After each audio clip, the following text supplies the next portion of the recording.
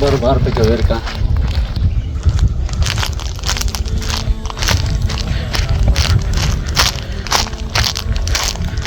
دور است، یعنی دقیق خیلی خانه‌های محدود وجود دارد، اما این منطقه که از خانه بسیار زیاد تخریب شده و خانه اینجا پالو در پالو بسیار است. اکثر فکر میکنه که یک اصلا دو فامیل سه فامیل به هر خانه اینجا است، دیگه خانه به هم نزدیک است. بسیار زیاد اینجا میگه تو فامیل تا فامیل به این منطقه هم است دیگه. عزیزان در خانه دیگه آمدیم. موقعیت ازی Tapos barang. تپاسی نکنید یک نفر دیگه است. خب عزیزان کن میبینید به اینجا به یکی از خانه های دیگه آمدیم. اینجا دیگه هر خانه که هست در یک موقعیت بلند قرار گرفته. ما دیگه قدم بر قدم تعقیب میکنیم که بر کلگی تا جایی که واسه داره برسیم. اینجا به یکی از خانه های از عزیزا آمدیم. اینجا میبینیم که خانه ها را اگه شما بینیم چپا شده. سلام علیکم. سلام علیکم. سنگه صدا خودت بخیر شدمن. الحمدلله. کلیشی چه خپل ځان معرفي کی. نوم د څه شی ده؟ څه شی؟ مکرجان. مکرجان.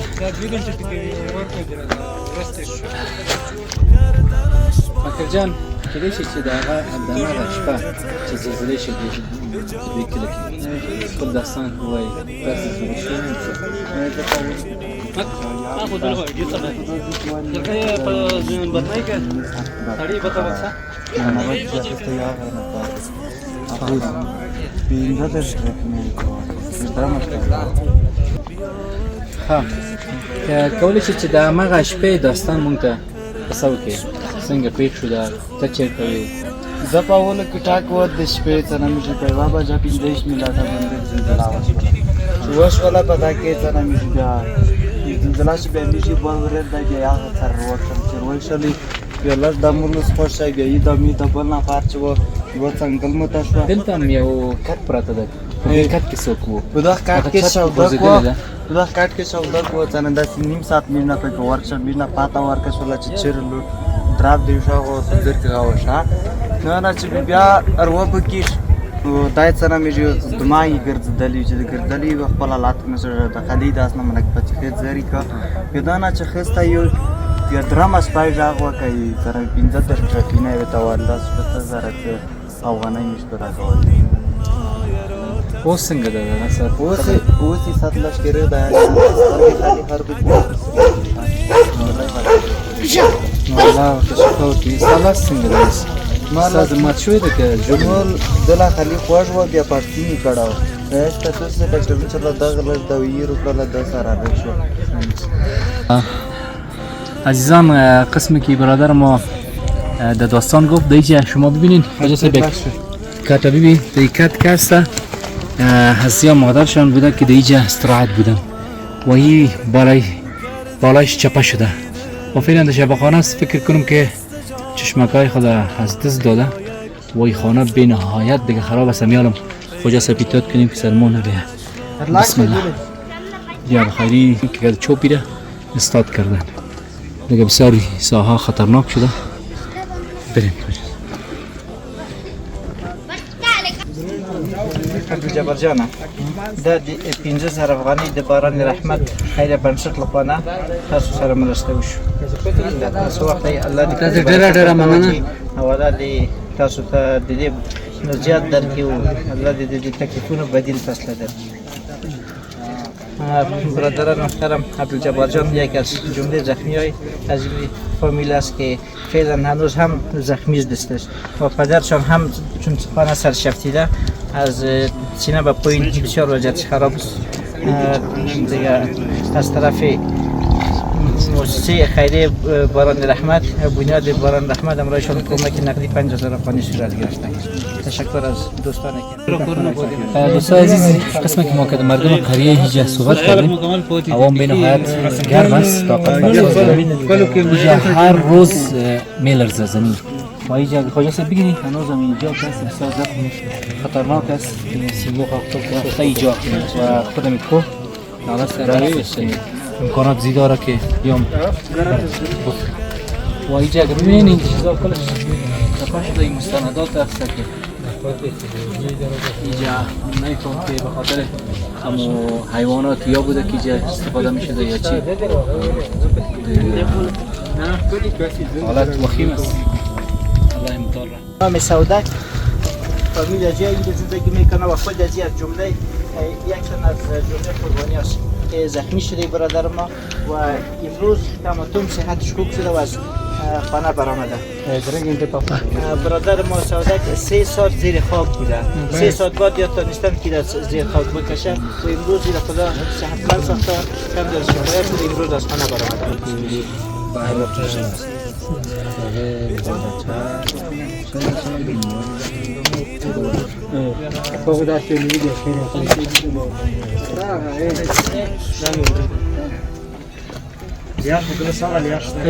ما 9 تن از اعضای فامیلشون اینجا بوده که برادرشان هم از جمله زخمی هست که این از جمله برادر از هستند که اینا هم زخمی شده در این حادثه و اگر ما تماشا کنیم که هر خشت جیخانه بسیار وزمین است، یکی میفته و بسیار نفرات زخمی ساخته دیگه. این از جمله زخمی است و این برادر ما تقریبا 3 ساعت زیر خاک بوده و امروز زیر خداوند صحتمند ساخته و از خانه بیرون برآمده.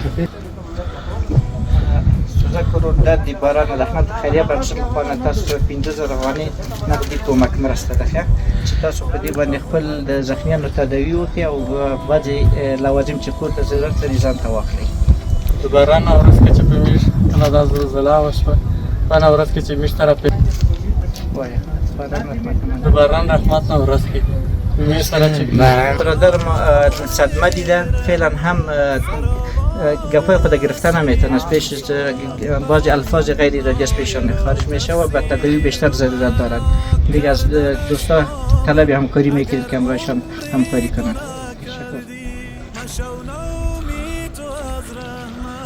بابا کلیش چه کل زن معرفی که ستان نوم چه شده؟ زندلا خان زندلا کور استاده؟ دا ماده ها دلته څوک زخمی جوړ شوی دی کنه؟ دا څلور زخمیان وي خدا سره بنا دي زخمیان خو نه وي خو خیر غونډې لړلم کړی وي. الله دې اجر شفا ورته ورکړي. موږ د باران رحمت بنسټ لخوا دلته راغلي یو او دا نقدي مرسته 15000 ده. الله دې کې برکت وکړي. څه دا خبره ده لږ ډېر قرباني ډېر مننه تاسو الله دې باران شفا وکړي. الحمدلله.